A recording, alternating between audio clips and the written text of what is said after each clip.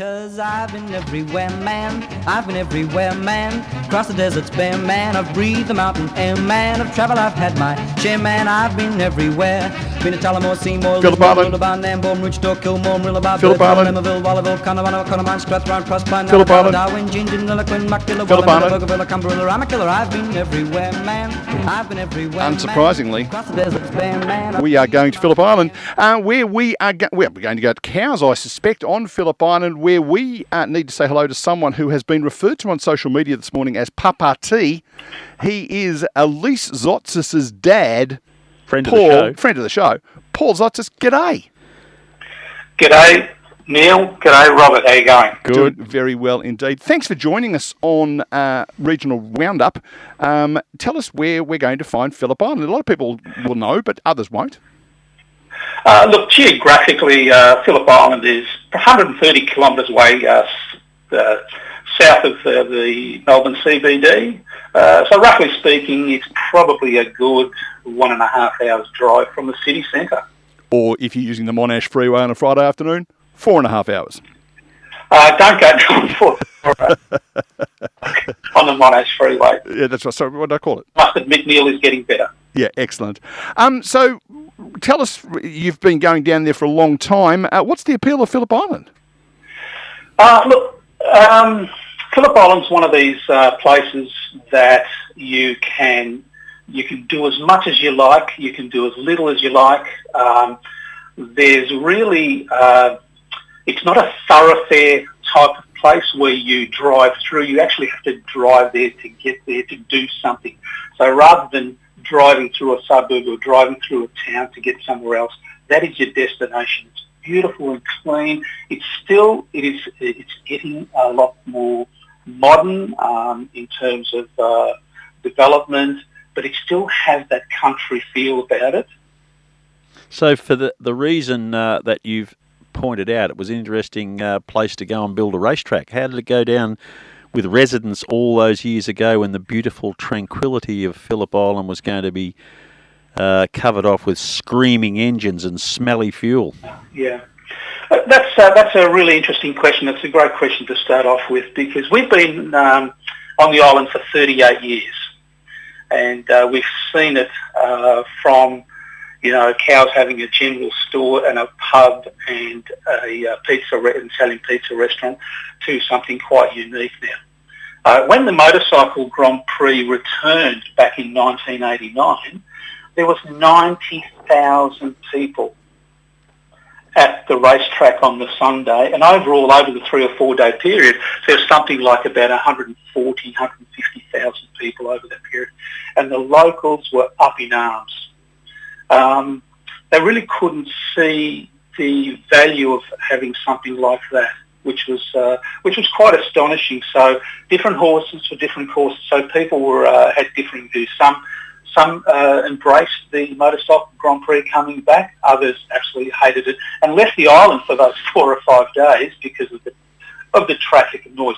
But I tell you what, having 90,000 people and no problems in terms of disturbances, drunken disorder, none of that sort of thing, it was absolutely fantastic, and I was there. But 2 or 3 years later, the money that was spent in 89 and 90, you saw all the shops and theme parks and little zoos and things. They actually upgraded all their facilities and services, so it's a boon for the island. But I think over the years they've changed their mind.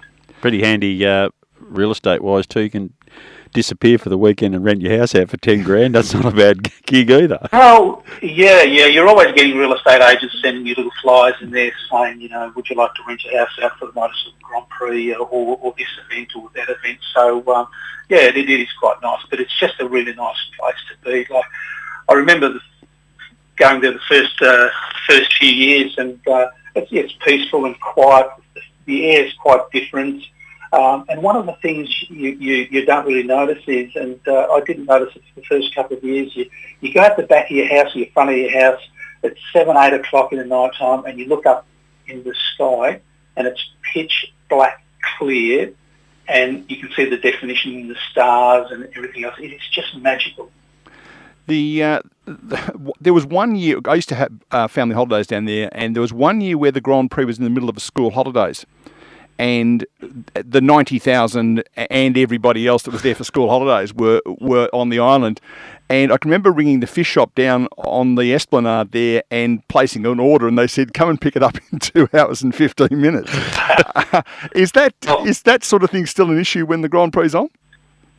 Not so much at the moment, because unfortunately in the 89 period, when guys like Wayne Gardner and the early 90s and later 90s with Mick Dillon and Casey Stoner, which put Phillip Island on the map, but everybody was down there because the Aussie riders were doing so well, winning championships and the races at the island, which was a bonus.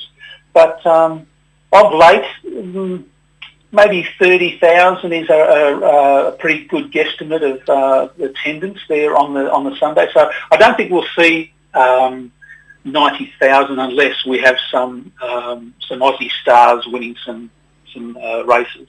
And I guess those weekends pay for the businesses to operate in the quiet times. More than you know, Neil. Absolutely, that's exactly what happened. But there are some people that don't like that sort of thing because it upsets their routines and whatever. So, but you can see the island come up, and all parts of the island, not just around where the track is, but all parts of the island, because farmers were renting out their paddocks for campers. People needed to eat, people needed to sleep, and they might have had to wait 2 or 3 hours for fish and chips, but they did. Now, the other thing I noticed, Paul, when I was down there, was a long time ago, the track was built. There wasn't motorbikes, but there were cars going around the track. They were really old, vintage type racing cars, and I imagine they weren't, Rob. They were just normal cars when we were down there last year. The track itself and the lure to the island, it's not just a one weekend of the year. It continues to bring people down for other interesting events. Is it probably, apart from the general tourism of go and have somewhere to relax, does that track still remain the biggest draw card? It is one of the big, apart from the Penguins, it is the biggest draw card.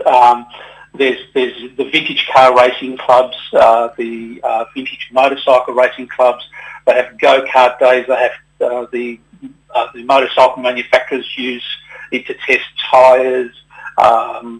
That you can go there on ride days as a motorcycle rider with your own bike, and there's heaps and heaps of activities to do there. But primarily, yes, it does get a workout. But apart from the track, the Penguins is the other thing that draws the people for tourism. And it will surprise no one who's listening to know that there's also a really nice winery out there near Seal Rocks, and there's a chocolate factory as you come onto the island, unless that's gone. No. They've actually just finished renovations, and they've extended the factory component, but there's all sorts of chocolate varieties available, and the guy who's come up there or come to the island to start it up, he's done a fantastic job of it, and it is still popular as ever. So that's great. And there are 2 great wineries there on the island. They've doubled the number of them. About near the racetrack, but there's one just on the road to Rhyl, which is very, very nice. Both which I've frequented, and I'm surprised about that, Paul. Before we go, we should just, of course, roll out the only joke that's ever been made about Phillip Island, and that is, Rob, what is dark in colour and splashy and comes out the back of cows? Penguins. The Stony Point Ferry. Oh. The Stony Point Ferry. Yeah. It was worth a try. Rob's going, what?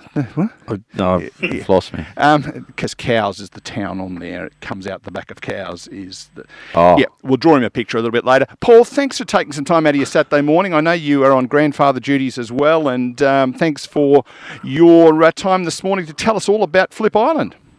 My pleasure. And for anyone listening, go for a weekend visit. It's a great place. And as you cross the bridge, just tell them you know Paul Tzotzis. Is that how it works? That's it, just past it. San Remo. I'll be waiting there. That's where the bridge is. Thanks, mate. We'll chat soon. Thanks, Paul. All the best for Christmas. Good on you, Papa T.